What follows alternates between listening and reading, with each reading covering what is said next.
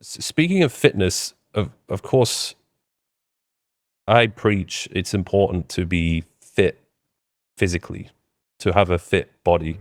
But I think a lot of people underestimate the importance of having a fit mind as well. And I know there's countless people who may look visually, physically very fit, but they're not fit in their mind.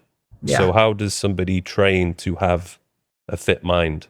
Because I feel like this is something you probably know a lot more about than I do.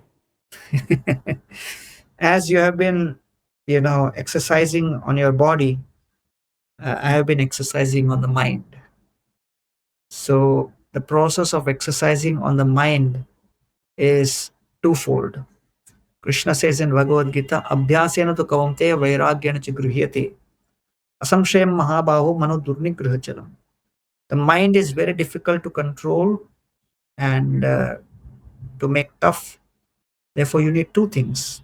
First is persistence, and second is abstinence. Persistence with a practice of meditation, which helps in controlling the movement of the mind, and then abstinence of things which the mind hankers for. And at that point, we are at crossroads when the hankering happens. We see something enjoyable, but then we also see something valuable. When you choose that which is valuable over that which is enjoyable, then that is called abstinence. And as a result of that, your mind becomes strong. Like in bodybuilding, the last 5 reps may be the most difficult. And the mind says, or the body says, let's give up. But then as an expert athlete, that that's where the progress comes. When you go against the natural instincts and push yourself. So just as you push your body and the body pushes against external forces, it builds the body. When the mind pushes against external forces, it builds the muscles of the mind. So therefore, I choosing, yeah, sorry.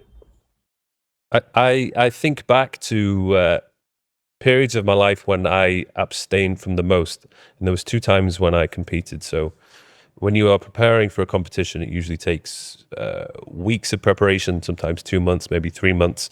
And towards the end, it gets more difficult because you are restricting yourself more in terms of calories. Your body wants to eat, but you can't because you have to eat in a certain amount in order for you to see continued fat loss. But at the same time, you have less energy, you have less desire to train because your body just it doesn't have the fuel. But you have to force yourself to train, you have to force yourself to do cardio. You also have to start saying no to other temptations in life. So going out for food and eating these things which you are now all of a sudden craving, you can't do that. You can't realistically you can't go out and socialize as much because you need to be in this solid routine, going to bed early, no parties, no alcohol, no nothing. And when I think back to that period of time, as difficult as it was, I would say that they were some of the most disciplined moments of my life because I was saying no to so many things. And I almost wish I could go back to having that level of discipline because it also uh, was apparent in different areas of my life as well. So when it came to work, anything which was potentially tempting me, I was so focused that I just did not do it. So it's interesting thinking about that. And perhaps, as you said, I have to practice abstinence on a more frequent basis in order to build that discipline. I think that's a great story you just shared. And it's so ironic that when we are denying ourselves certain things, the overall feeling of satisfaction and pleasure seems to be more in hindsight. So, it is counterintuitive. And therefore, all the Mhm. researchers have shown that happiness is inversely proportional to variety. The more variety you offer to the mind in terms of facilities to enjoy, the overall ability of the mind to feel satisfied and happy goes down.